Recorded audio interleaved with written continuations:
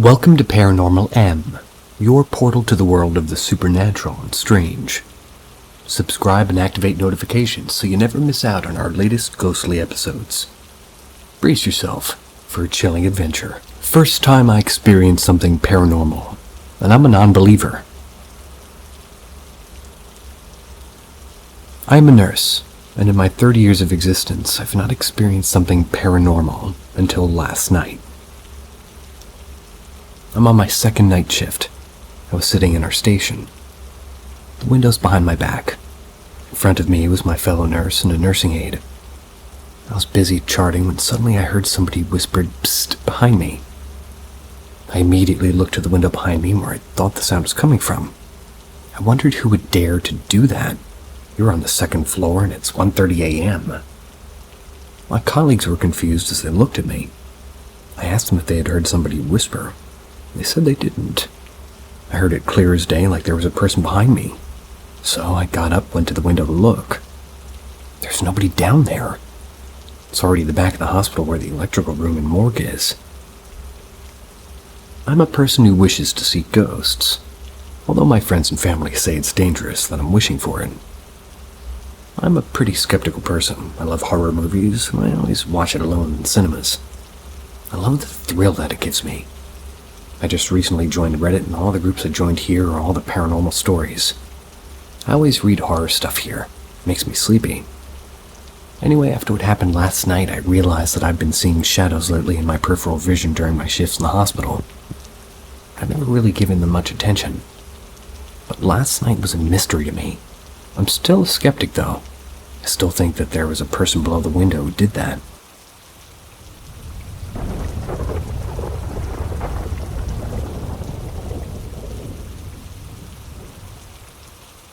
My dad possibly trying to communicate. But this and seeing a UFO when I was 10 years old, they're the only things I can think of at the moment that I've gotten to experience.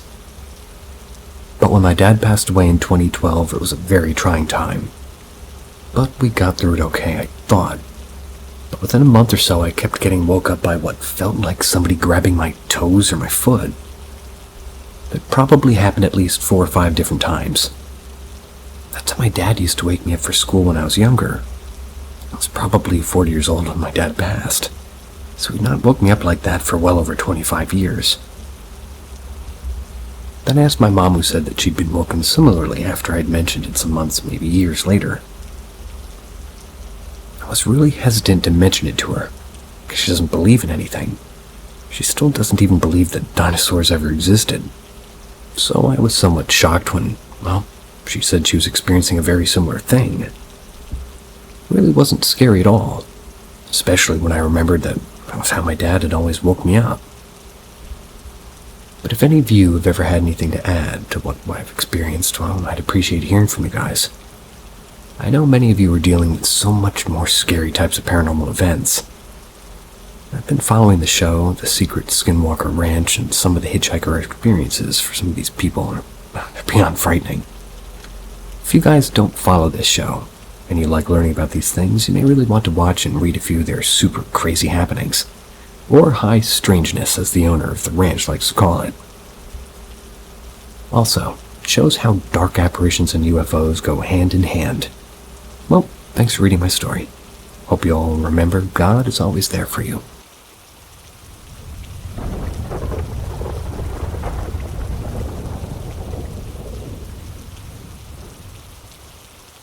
Something playing with my hair. When I was 19, I fell asleep on the living room couch of my apartment. Kind of started to wake up because I could see the light from the sun starting to come up. It was still very early in the morning. I remember I clearly heard defined footsteps. They were right outside my door. These were the kind of apartments with thin walls. The footsteps stopped right at my door, and I remember thinking, oh no, maybe I left my keys in the door. I thought maybe a neighbor was about to knock and inform me. But the next thing I knew, I heard heavy breathing, like above my head. That's when I started to panic. I realized I'm fully awake now, but I pretended to be asleep because I legitimately thought somebody was inside my apartment behind me breathing. then whatever it was started to rub the top of my head lightly and play with my hair. I was so scared I started to sweat and I was trying to figure out my next move. Then I started to feel my own breath coming back into my face, like there was a hand about to cover my mouth, if that makes sense. That's when I started to pray in my head, asking for strength to get up and fight this person. I honestly didn't know what else to do. But eventually it stopped, and I got the courage to finally get up. And, well, there's just nobody there. Checked the whole apartment. Nada. It was such a wildly creepy experience.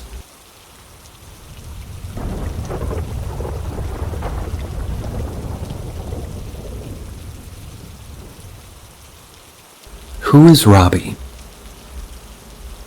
Not me, but my cousin.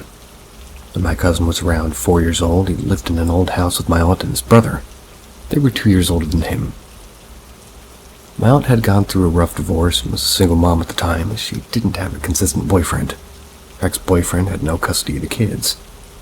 Raising 2 little kids with her income at the time wasn't easy. They often struggled to make ends meet. That being said, she had a busy work schedule, and my grandmother would pick up the older cousin up from school in the afternoon and watch the younger one. That's who this story's about, and that's during the day. On the weekends, my aunt was home with my cousins. She wanted to spend as much time with her kids as she could. My younger cousin, Matthew, who was usually very active, didn't seem interested in playing with his brother or her. Instead, he would spend hours in his room or in the yard just talking to himself. At first, my aunt thought nothing of it, as a lot of kids talk to themselves when they play.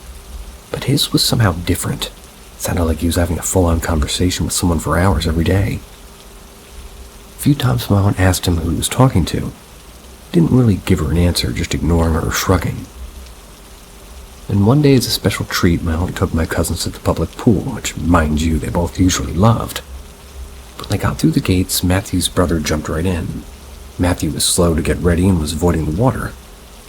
Eventually, my aunt said, "Matthew, don't you want to go in the pool?" And when he said no, she got frustrated with him.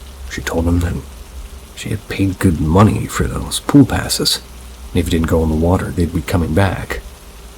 But she didn't get the reaction from him. Trying to slowly walk him into the pool, my aunt took his hand and took him to the stairs leading down into the pool.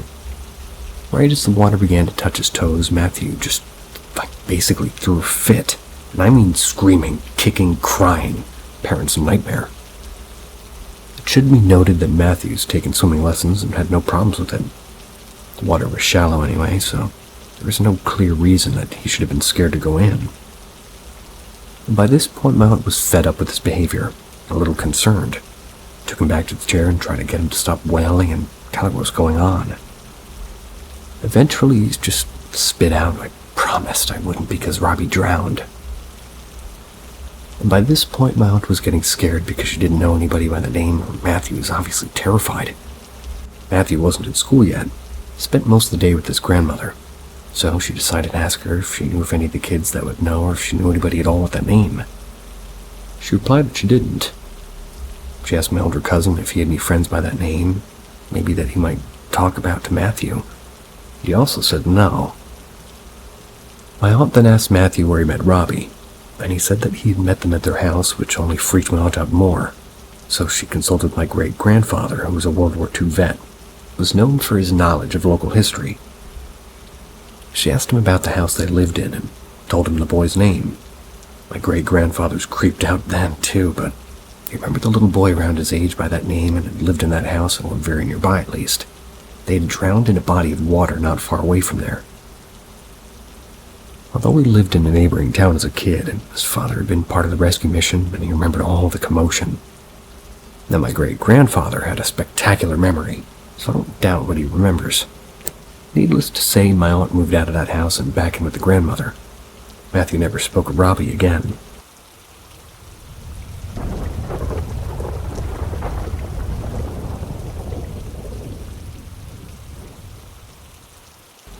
The dog on the picnic table. I was going to use a throwaway just to post this, but unfortunately the minimum comment required on this sub kind of prohibited me from doing that. So if you know me in this story, please keep scrolling. I'm literally begging you. So this experience occurred about 6 years ago. That was during the spring break of my freshman year of high school. I was on a camping trip with my dad at a state park in Oregon. This particular trip was pretty unusual because we had a truck camper and we were in a pretty heavily peopled and domesticated area. Our usual sites of choice lay deep in the woods, off-disguised logging rows and game trails. We liked and continued to like camping where other people don't tread. It feels more wild. Anyway, we're at this super busy state park. It's got horse riding trails, good fishing, good proximity to the nearest town. You could get to the town within about 30 minutes of walking. The park was on a river. We just had to follow a trail along the river to get to a bridge that led to town. You could get on the trail with a car, and you'd have to do it from the other end. The entry point near the park was blocked by a gate. There were houses along the trail. So me and my dad get there and decide to explore this trail by walking to get groceries in town. The day we get there, we set up our camper. We begin our walk on the trail. The first thing we noticed about 5 minutes in was about how eerie the houses were. I'm talking real Winchester house shit, like Resident Evil 7 type stuff. Pretty much every house looked like it had been built like piecemeal on top of itself. A couple had those weird loudspeaker setups, and more than a few were lit up exclusively by Christmas lights hanging from animal bones. Sounds almost overly comically creepy, but that's how it was. About halfway down the trail, we come across a property that lies in a clearing alongside a bend in the trail. It's a very large property in a very large clearing. One small ranch-style home surrounded by a wooden fence, and in the center were, like, picnic table. Scattered across the edges of the wooden fence were, weirdly enough, like shipping containers. Like the metal kind, the kind you ship on semi-trucks and commercial liners. The entire area enclosed by this fence is positively filled to bursting with a ton of incredibly loud animals. Several goats, a horse, many chickens, a rooster, a couple of pigs, 2 pit bulls. I remember the dogs very vividly, because one of them was dragging its hind legs behind it. You know how some breeds of dogs sort of pinch their spine when they jump down from heights too many times? It kind of paralyzes them. That's exactly what had happened to that dog. He'd sprinted up to me and my dad and just barked at us. So this walk, I guess, goes fine.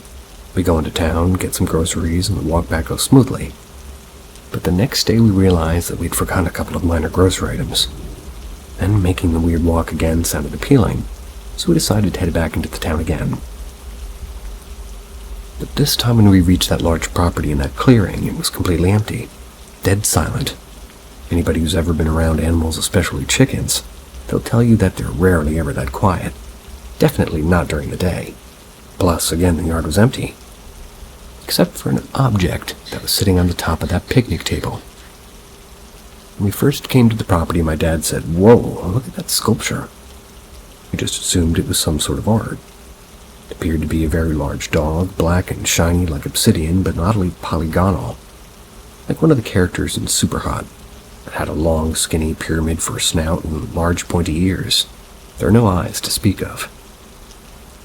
But as we kept walking, we realized that its head was following us, like it was looking at us and tracking our movement. And that realization that it, had us in its sights was the scariest moment of my life. I'm genuinely unable to convey, how scary that moment was. It felt like if this thing wanted to kill me, my dad could have done it in an instant. It felt like I was being watched and assessed by something so definitely and infinitely more lethal than me that my only recourse was to run as fast as I could. There is absolutely no fight in this fight-or-flight scenario. It felt like a deer that had just realized I was looking at a cougar. So we keep walking, try to make conversation, but at this point we're both so scared that we just kind of side-eyed this thing while walking and mumbling to each other. We felt like if we looked at it too long, it would get wise and just kill us. But it didn't. We made it safely to the store. We were in this stupor while we were walking, almost like a trance. When we passed that property on our way back, though, it was completely filled with those animals again, literally not even 20 minutes later, and every single animal that we had seen the day before was there again. We left that day. Neither of us could stomach the idea of sleeping in that place for another night. I have no idea what I saw, and I've been told it could have been a demon, an evil spirit, or an alien, or even much more mundane things like a black bear or a garden variety dog. but nothing matches the description of what I saw or the fear I felt when I saw it. I didn't sleep right for like weeks. I apologize for how long-winded and undigestible the story is, but putting it into writing already feels wrong, and trying to streamline it would be like pulling teeth. If anybody's had any experiences that resemble this, please leave a comment. Never met anybody with an experience like this. Kinda drives me crazy.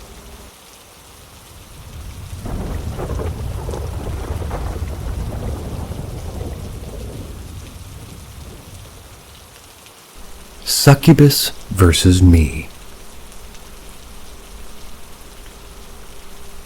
This event happened earlier this year, sometime last year. My fiancé has been having on and off dreams of this woman with two faces. Picture Two-Face from Batman minus rough damaged skin. He's been seeing her since last year. For a while, me and him have been fighting on and off. To one point, we slept in different rooms for a while. This is when events with the succubus begins. Now, I said he's already been seeing her, and even when we fight, we tell each other our dreams. While he was sleeping in the other room, this woman came into his dreams more and more, sort of coaxing him into doing things while distracting me or getting me upset at him in his dream. Which, before, he would tell me in his dreams, like in real life, I would be mad at him over something. We had different sleep schedules at this time, too. It almost became a pattern. His dream would align with my feelings, and this two-faced woman would always be there. Fast forward to the visit. His dream switched from me being mad at him to me coming into the room to do the laying tango. Now each time, quote-unquote, I would come into the room and wake him in his dream, he would always, use my voice outside the room, and then that would sort of turn into a shadow, and then it would just stand in the corner. A bird would basically fly into your house and scream at you.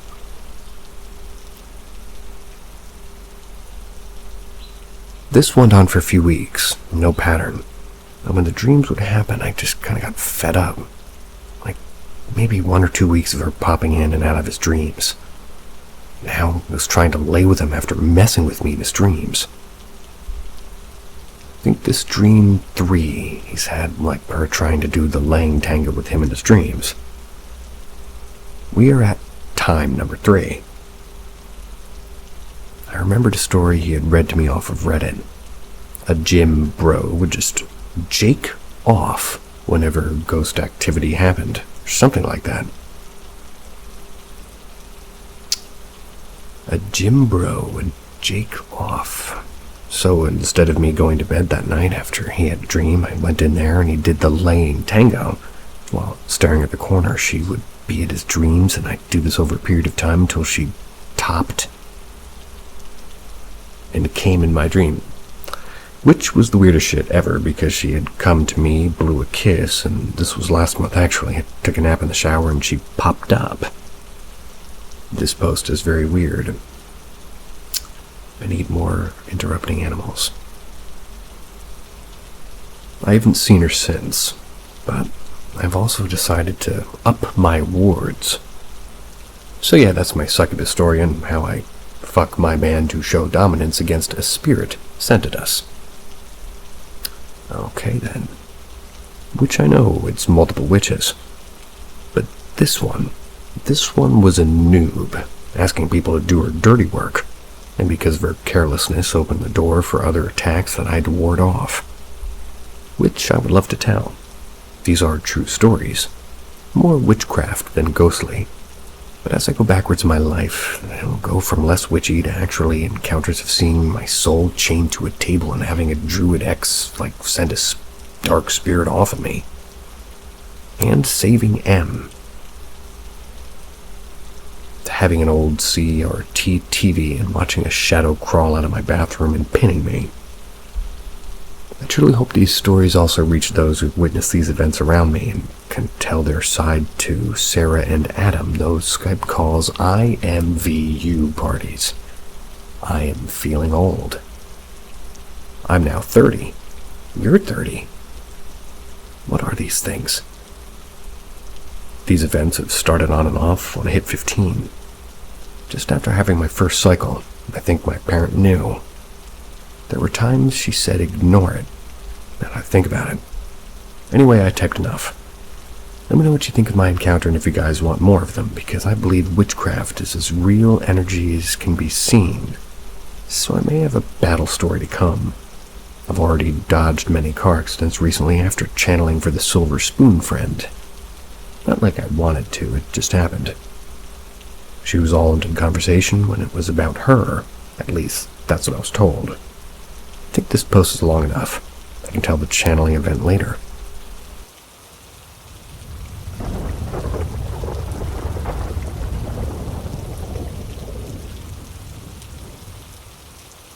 Potential ghost with me.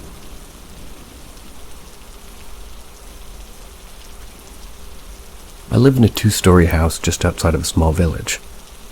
My parents are far away for a few days. It's just me and my brother at home. I got home from work, put my feet up and started some Call of Duty. That's when I thought I heard some sort of mumbling or talking coming from my parents' room beneath me. It took me a minute or two of listening and playing the game to actually realize it wasn't me making the sounds, like by creaking the floor. I exited the game to listen closely. I could indeed hear it sounded like mumbling, which then stopped. Then I heard a loud gunshot outside. Could have been in the garden, but most likely the field next door. Maybe hunters. The sound of the gunshot scared the shit out of me for obvious reasons. It also made me think that the mumbling was most likely coming from the field next door. I could feel my whole body rush with adrenaline. I knew I couldn't just sit there and listen. I did what I knew had to be done. Went downstairs with my nunchucks and a BB pistol. The nunchucks were my only real option because the BB pistol didn't even work. It was sort of a hope to scare them off. So I went downstairs, looking in all the rooms with my nunchucks at the ready. Nobody there. Step outside, a bit quieter now, half hoping to hear or to see something. As I walk around the corner of the house, I see nothing. I aim the pistol at a little crack in the bush, expecting to see some sort of movement or reaction from something potentially watching me. I come back inside, make sure the front and back doors are locked, then go back upstairs. I ask my brother when he was on the phone, to which he denied. So I tell him why I'm asking, and he says there was people out in the front of her property, but only briefly. He seems to not be worried. This sort of calms me down, so I go back in my room to try and get back to what I was doing. I'm in the middle of a game. That's when I hear the mumbling again. I open my window and I look around for hunters in the nearby field. No luck. Listening closer to the mumbling, it definitely sounds like it's coming from right below me. It stops again. I try not to think about it and just keep playing the game.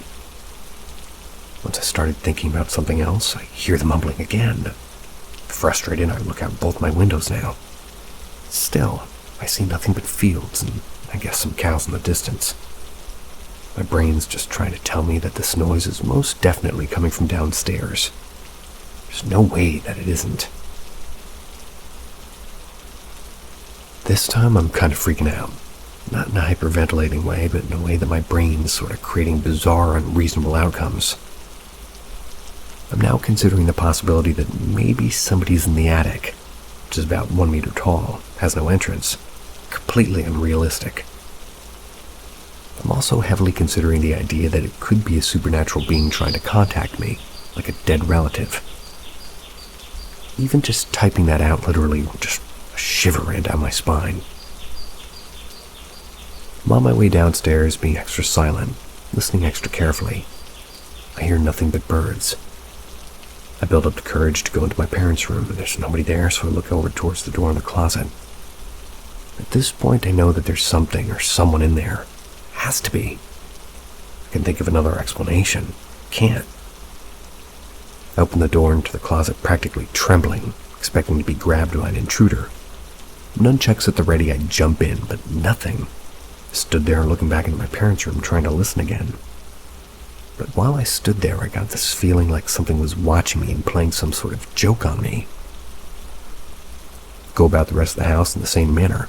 Double check that the doors are locked, and eventually deciding I'm just going to go to bed. And since I went to bed, I've only heard the mumbling once. I don't know what it is or what it was, and I sincerely, truly hope that nothing will come out of this. Intruder, ghost, whatever. Worst part is, I can't even say that I was high on weed as an excuse.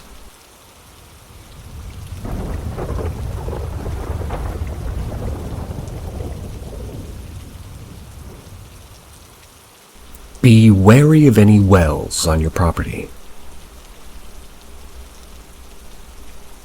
We were renting a house when I was a kid. It was a 120-year-old baby doll Victorian in Illinois. There were 3 wells on the property not in use, one directly underneath the kitchen. Worse off, another directly off the patio stairs, like walk off the stairs onto concrete that, unknowingly to us, had a well underneath it. The only one that we were informed of was in the carriage house that wasn't usable anyways, as the whole thing was definitely going to collapse at some point.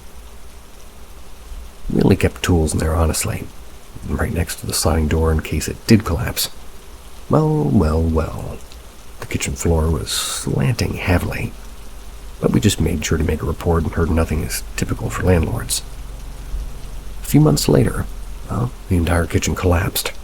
The well was uncovered and sitting in the basement, like Ring movie style. It was causing the wood to rot under the floor from moisture. And luckily, nobody was hurt, but the kitchen island did fall into the well, with the oven on top of it. I guess the kitchen was basically added onto the patio at some point then. Then, not even a few months later, the concrete started cracking in front of the patio stairs. Us kids didn't like stepping there for some reason. We just had a feeling something was off. One of my parents' friends stepped off the stairs when the concrete completely cracked down in the middle and tried caving into the ground. It was then that we discovered another uncovered well sitting a few feet underneath that spot. If it had caved in at that moment, well, that person would have fallen into a literal open well. We stayed out of the carriage house since it was, unsafe, but never had any issues except that there was a large window in the carriage house facing the patio. That connected to the kitchen into the backyard, and a ghost would commonly be seen, not only by us kids, but her parents and her friends. A woman in a Victorian dress and no bottom half. She was always staring at the house and across the street. Turns out some digging through newspapers at a small-town library found that the original main lady of the house lost 2 children. One in the well at the bottom of the patio stairs, the other in a grain bin that used to be across the street next door. It had since been turned into an indoor skate park, and it was vacant when we moved in. It was like she was warning me and my brother not to step in that piece of concrete.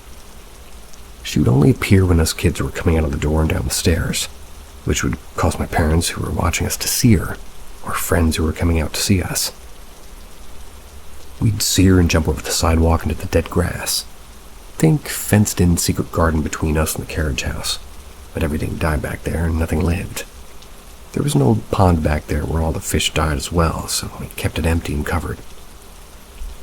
Something always told us not to step in that crack. My mom thought we were just silly jumping over it from the stairs. We then realized she probably was just another mother mourning her child and trying to keep us safe.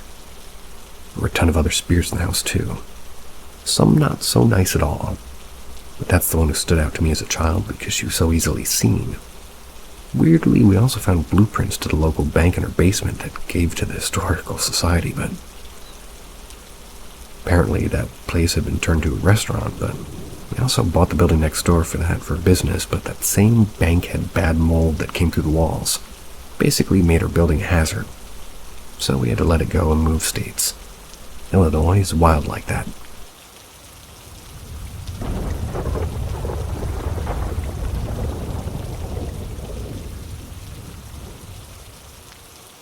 Explain this phenomenon. The mist, caught on CCTV. Recently installed a video doorbell in her farmhouse in the mountains of, Wyoming. I got up at about 5:15 a.m. This is Thursday, 9/21. I had just checked, I did this Reolink app to see if anything interesting had been captured overnight. To my utter shock, this is what I saw. When I opened up the doorbell's live view, I couldn't believe my eyes or decide if it was a hurricane or a forest fire that was ravaging our farm. After checking the weather report, news, and other cameras around the property, there was absolutely nothing out of the ordinary. No wind at all or any rain. Nothing. Every other cam with different views around the house showed, well, nothing.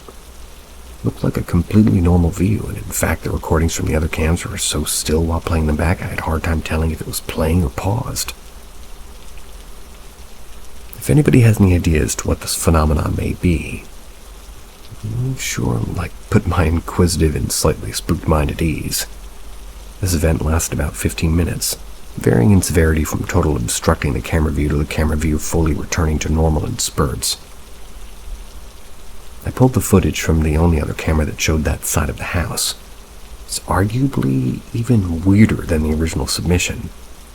You can see what normal water vapor coming off of the ground in the first 13 seconds of the video looks like, but what follows doesn't appear to be a vapor. Wondering what may cause the black specks, white dots, and the other general pulsing effect via the reflected IR. Keep in mind, this cam is zoomed in quite a bit, so I think that's why the movements look different than the first video. But clearly the same thing affected cameras both views during the same time period.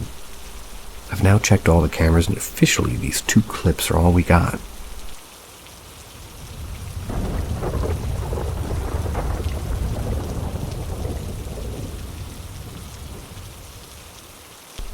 Serious. I've had undeniable paranormal experiences, but I'm an atheist. Encounter 1. I used to live in Colonial Heights, specifically in Conjurer's Neck. The area is home to an old brick house, which I lived very, very close to. It was a battleground for both the Civil War and the Revolutionary War. The entire area had always given me the creeps as a kid, and the old brick house itself always had local lore with the neighborhood kids. There's a million dead bodies in that house, or if you go in, you'll fall through the floor and become a ghost, etc. So one day I was riding my bike alone. I must have been about 6 or 7 years old. I saw the neighborhood cat, just Moonlight. I guess that was the cat's name. They were sitting at the edge of her owner's driveway. She was the prettiest little black cat with white markings and would always allow me to give her a quick pet. This day she was spooked by me, ran to the back of the owner's house. Me being a stubborn kid, I wanted to catch her and give her a pet. Got off my bike, led it up the driveway, not letting my sight go of Moonlight. Once I get to the back porch area, I see the cat right underneath the porch and try reaching for her. Give up after realizing it isn't worth scaring her more, and with unwanted affection, and, well, decide to head back to biking. When I stand up and turn to look toward my bike, this giant black figure was looming over me. It was pitch black and the silhouette of a man. It didn't have features. Just imagined a blackened out thing, and that's what it was. The edges were clean lines. I stared straight at it for an eternity in my mind. Immediately started crying, sprinting as quickly as I could to my mother, immediately telling her what I just experienced. I realized I left my bike there and started crying out of fear that I'd have to get it and that thing stole my bike. But my mom had sent my brother to go get it. This was during the day, and I've never seen something like that since. I've always thought it was probably either just a Confederate soldier or spirit of a native. There was a burial right next to my brick house, but I don't know. It really scared me nearly to death. Encounter 2. I was living in Massachusetts with my mother and brother. Ever since the first day we moved in, I hated the house. It was a classic scary-looking house and had all the hallmark haunted house tropes. My mom had her share of experiences in the house. I didn't have many that I could remember. But on our last night living there, the three of us were in the kitchen. We were kind of just reminiscing on the time that we had at the house. The kitchen connected to the living room through a hallway on one side and a doorway on the other. That's where we stood. We could see pretty much into it. We were going to sleep in the couches, since that was the only thing not packed, and my mother reminded my brother to close and lower the blinds so that nobody could see us sleeping. He brushed it off and said he'd get to it later. A few minutes go by of us talking, and this loud bang comes from the living room. My mom freaks, and my brother runs into the living room prepared to fight. He goes in, guns blazing, goes completely silent once he's in the living room. We're both curious as to what's going on and go in. He's standing about a foot away from the doorway to the kitchen, staring at the 3 windows over the couches. All the blinds are down. They were previously pulled all the way up, which was the way that we had them for the majority of our days there. It never happened before, and none of us talked about it. Simply went back to the kitchen, tried carrying on normal conversation. I didn't get much sleep after that. Encounter 3. I was living in my home in Florida. I moved a lot, as you can tell, but I was swimming in the pool in our backyard. I was home alone and had just taken off my goggles, and I sat them on the pool, just sort of facing the fencing and the railing. They were to my right side. I hopped back into the pool. This was also during the day. I was swimming underwater and went back to the spot near where I put my goggles. My goggles suddenly fly to me and land right in front of me, coming from the complete opposite direction from where I put them. I got so scared, but I thought maybe my parents got home. No one was there. Back door leading to the house was never open, nor did it here close. I later looked around the house and no one was home. I had many more stories from that home, but that's what started my episode of sleep paralysis. But I won't get to it now. With all of these experiences, I don't understand how I could now simply not believe in God. I feel I have a pretty good idea of what happens after death, but none involve heaven or hell. Just a remembrance of the best and worst memories in life. I also don't like the idea that somebody truly good can be sent to hell simply for not believing. If anybody can relate, please sound off. Yeah, I get both sides.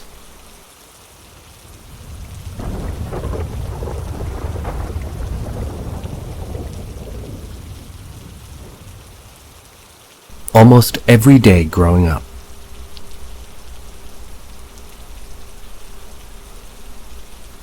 For about 10 years of my life, I would experience something almost every day, from sleep paralysis to hearing things, seeing things, or getting possessed. When I was 5 or 6 years old, I had this very vivid nightmare. I was in my room and the devil was standing in front of me, pointing into this black hole. It scared me, of course, but after that, so many things would happen. There's been so many little things, like our kitchen fan being thrown across the kitchen from the window and shattering. We had a big kitchen.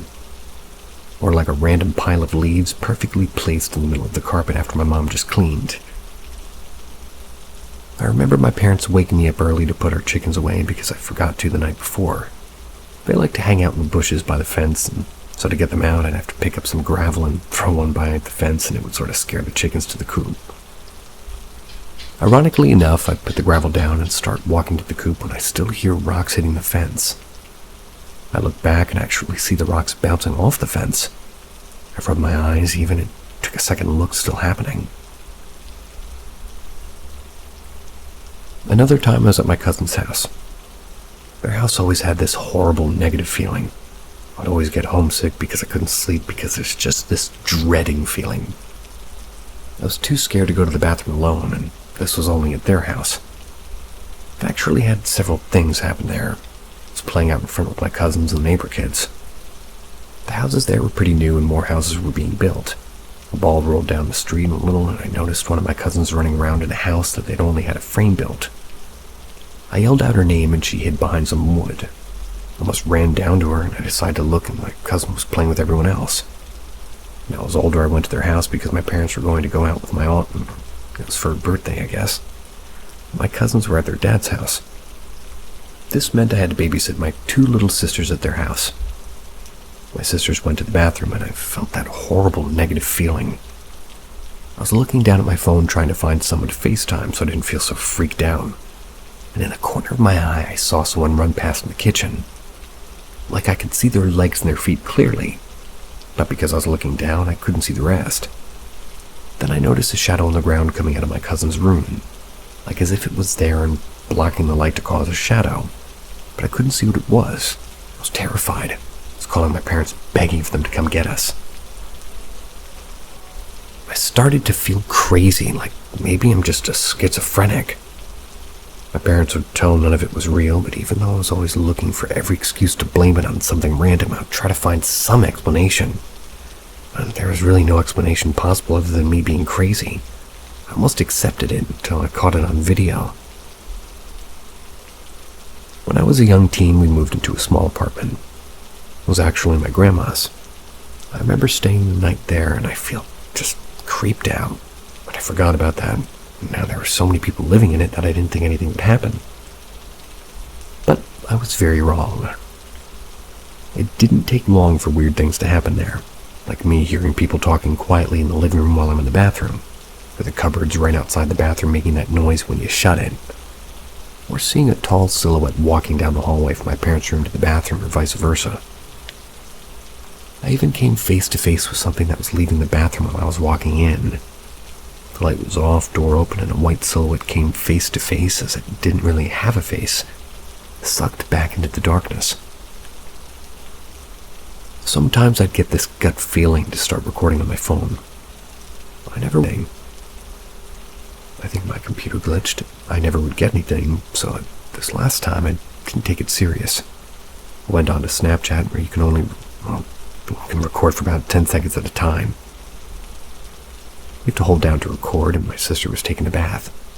I was going to the bathroom when I hear noises, start recording and open the door. I was thinking maybe my mom came home for lunch today, so I called out to her. She responded from her room with, "What?" I was confused because usually there's no response because she isn't home, so I was like, oh, she really is home. I start walking to her room saying, "Are you here?" When I get to her door, the video stops. That's because, I saw that she wasn't there. I immediately run back to the bathroom freaking out when I realize I actually recorded that. So I listen to it and I hear her response clearly. That was my confirmation that I wasn't crazy and just hearing things. Since then, I've grown and matured, formed my own relationship with God, as He was literally the only thing that helped me in those moments. I'm not as scared as I was before, but I think they actually feed off of fear. And it's pretty much stopped for the most part. Weird stuff happens here and there, but certainly not every day. Schizophrenia doesn't just magically go away, and you can't record your hallucinations. I've had times where my parents can confirm my stories and they admit that they believe me, but just didn't want to scare me. I had zero memory of me getting possessed, and there were ones to tell me about it when I was older.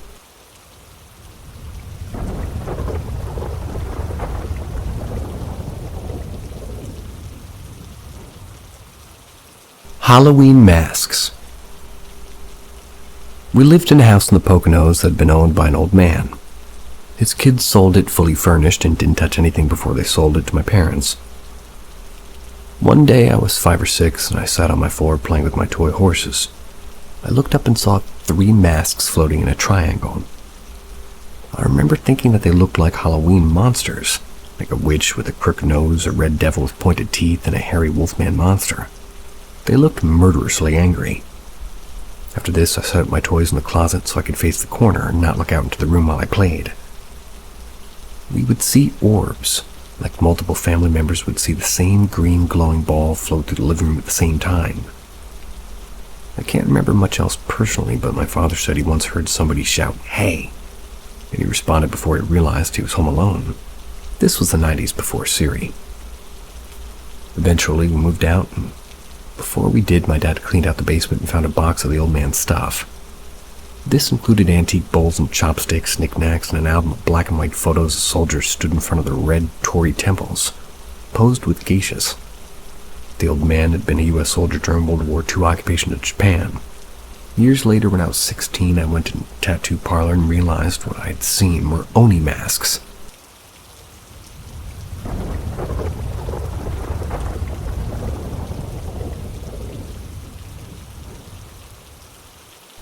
Something pulled at my brother's door. My brother and I were playing around a couple of days ago, running in and out of his room. On our way back, I ran into his room with the lights on. Mind you, I hate the dark. So he follows me and smiles, leaving right back out after turning off the lights. I follow right after him to open the door. I couldn't. Felt way too strong for a regular hand. I just assumed it was my brother on the other side, right? So I kept trying to fight it. It felt like an iron grip, so I just pulled at its door, because it didn't have a lock that really works. Tell me why, when I got it to budge, it opened a little just to slam shut and yank out of my hands. That strength startled me. When I immediately opened the door to tell him about making such a loud noise with the door, I see that he's barely peeking his head from the kitchen, seemingly confused. There was no way he could have run back to the kitchen that fast, especially without being out of breath. I went up to question him and saw that food was being made for him. So how did he shut the door and make food? This wasn't some trick. Something else wanted to play too, but I don't know. I questioned him repeatedly and he couldn't tell me what was happening either. He told me that he was genuinely in the kitchen, and yeah, the evidence is there. He didn't sleep in his room that night, and still in my room, but mind you, I'm 20, he's almost 19.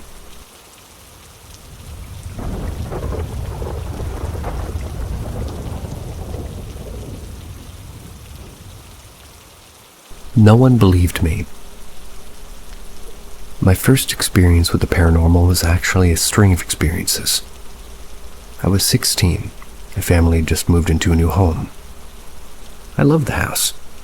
I had my own room that I picked myself, and I didn't feel any kind of hesitance while unpacking and decorating to make myself feel more at home.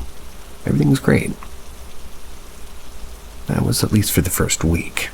After school, I would get home with my little brother about an hour before my mom. One day, I was the first one into the home. I threw my bag on the kitchen table and found my cat stood frozen, staring at the door in the kitchen that led to our garage. I spoke to my cat. "What are you doing?" I walked towards him, but before I could touch him, a woman's scream came from the garage. My cat sprinted from the room. I followed, just taking my little brother with me outside and calling for my mom.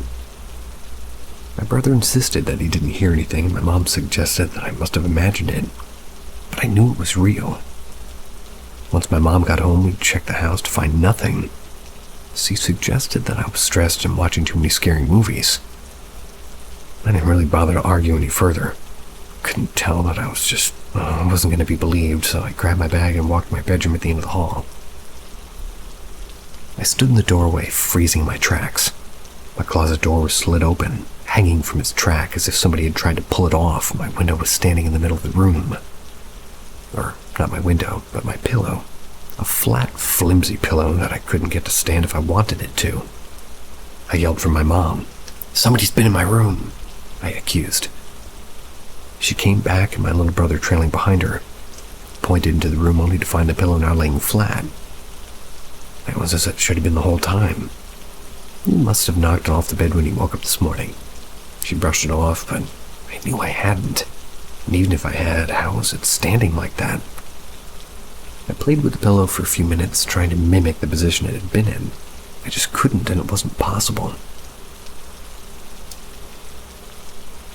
I went to bed that night without a problem, and while I did think what had happened earlier the day was strange, I didn't lose sleep over it. But I was prone to waking throughout the night, so almost like clockwork. I woke around 3 in the morning and got up to go to the bathroom. When I returned the doorway to my bedroom, I just froze again. The light from the bathroom shined just barely into my bedroom, making it impossible to miss. I could see a figure sitting on the edge of my bed that had no features, just the shadow of a large man. I leaned forward, squinting my eyes, trying to adjust my vision to the darkness of my room. But before I could move any further, the figure stood and charged at me. I never screamed so loud. My feet came out from under me and I hit the floor, my hands flipping on the light before I had lost my balance. But nothing was there. My mom and brother were there in basically an instant.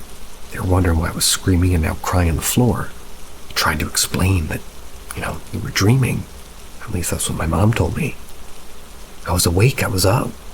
I tried to argue, but she shook her head. "You must have been dreaming. Go back to bed." I didn't sleep well that night. The next day went fine. That is, until I was back home from school. That house suddenly didn't feel like home to me, and my room didn't really feel like mine.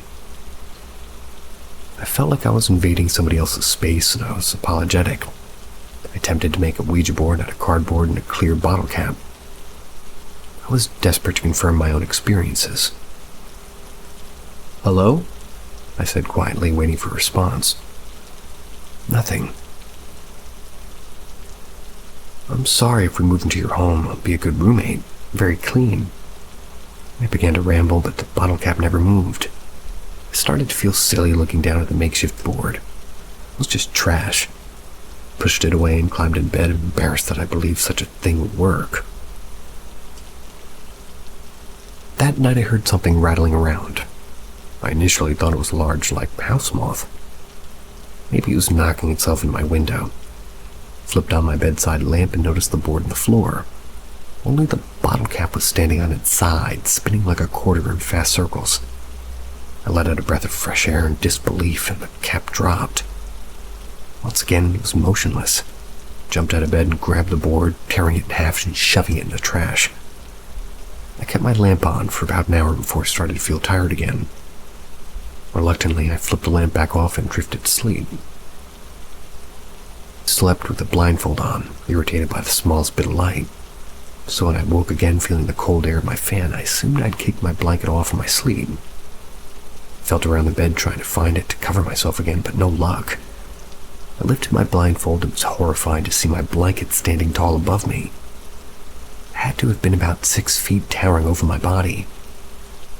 I moved quickly, attempting to throw my feet to the side and run to the door. The blanket fell and I was forced back to my mattress. A weight was suffocating me, as if somebody had just laid on top of me.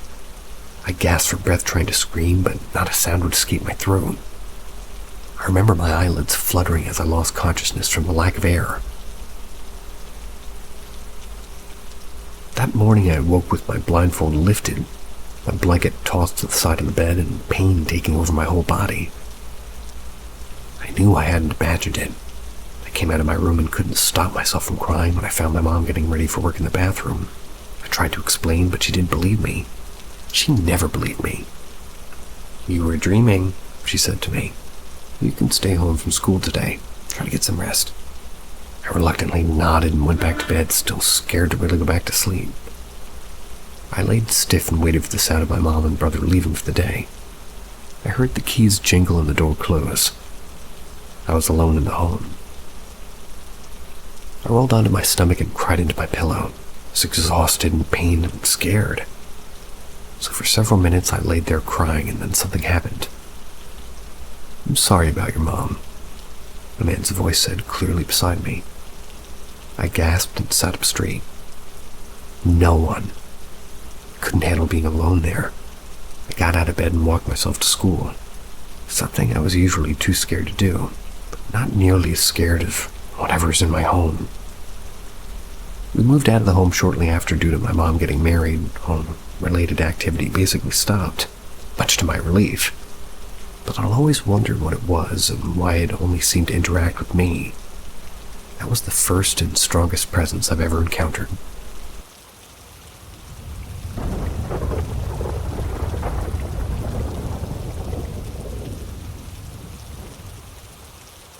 Ouija board led to friend's death. My brother worked at KFC. Him and a lot of his close buddies did too. They used to play with the Ouija board during the end hours. They did it a lot. It would make the telephone ring with no one there. One time they asked it what it wants. The board started spelling their friend's name who was working with them. They instantly took their hands off and didn't touch it again.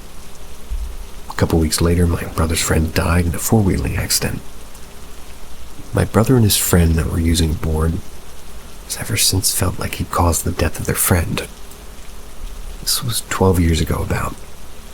My brother's always felt eternal guilt over thinking he got his friend killed. I know why he clings so much to God now and wears his cross necklace. Since then, my brother's had an entity following and living with him. He's moved multiple times in this dark shadow man that's always been around him. You can't look right at it and see it there. Even his wife has seen it one night months before they had their third child. The shadow man was standing at the edge of their bed. They could both see it. My brother's wife said that you need to go. We have a baby coming soon. We can't keep having things like this happen. And ever since, my brother hasn't seen the shadow man. He claims the shadow man has saved his life, and he's felt that it was like a his vehicle with him. He fell asleep behind the wheel multiple times, and the entity grabbed him and woke him up. And this is a true story. Rest in peace to my brother's friend. I'm happy for my brother he's no longer keeping this entity around.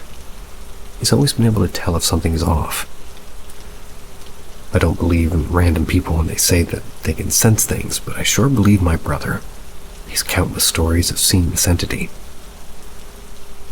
Another time, his wife came home from work and she went to the bathroom while he was on the couch.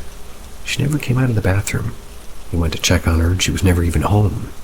That entity came and was messing with him. It's an odd way to end that.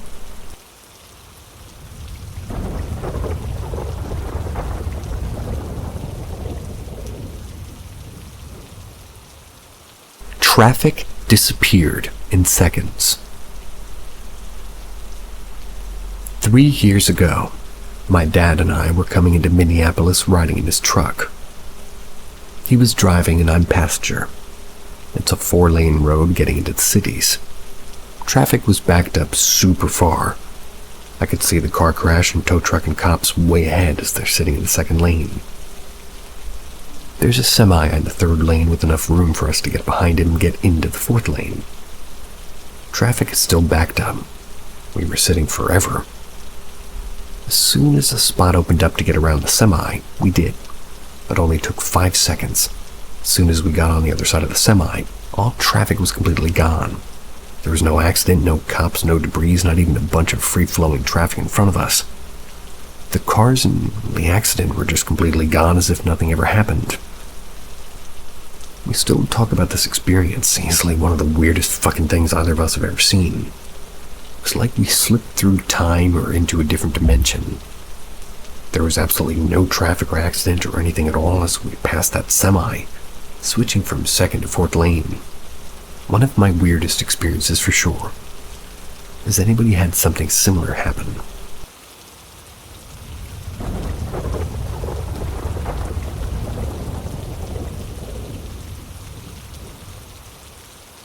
Locked in my deer stand.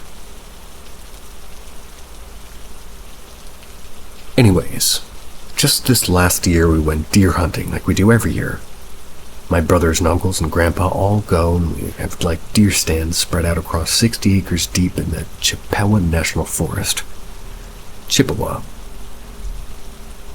My dad's deer stand is one of the closer ones to our camp. So at lunchtime or nighttime, we wait for family members to walk down the trail and wait for us to get to our stand to walk back to camp together. Our deer stand has a locking hatch on the outside of the inside. Oh, rather, on the outside and on the inside.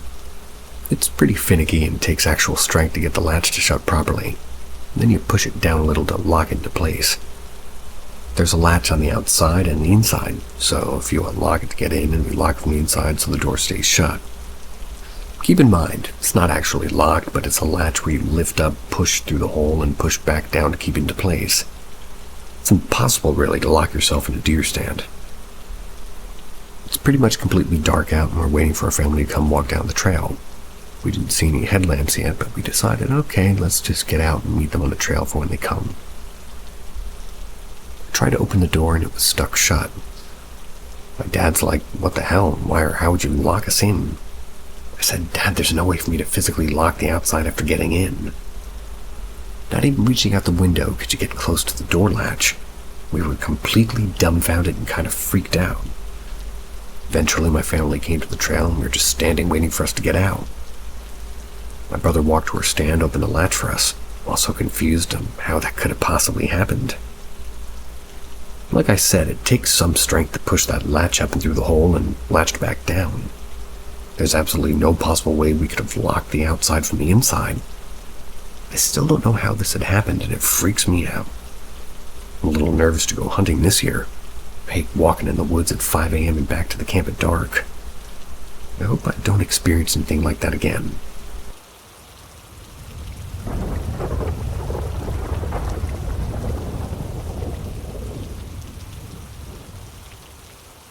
Bear, moose, man in the woods. The story I'm telling now happened 3 years ago on the same stand in the same land.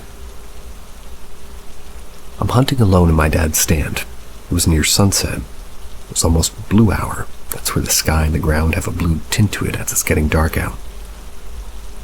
I always text or send a picture to my dad or a family group chat when I see a deer or something, just to let them know what's around and what's out there. There was a half hour or so left of shooting time, and I'm looking out the window on the trail going further back into the woods. I see what looks like a deer or something huge like a moose.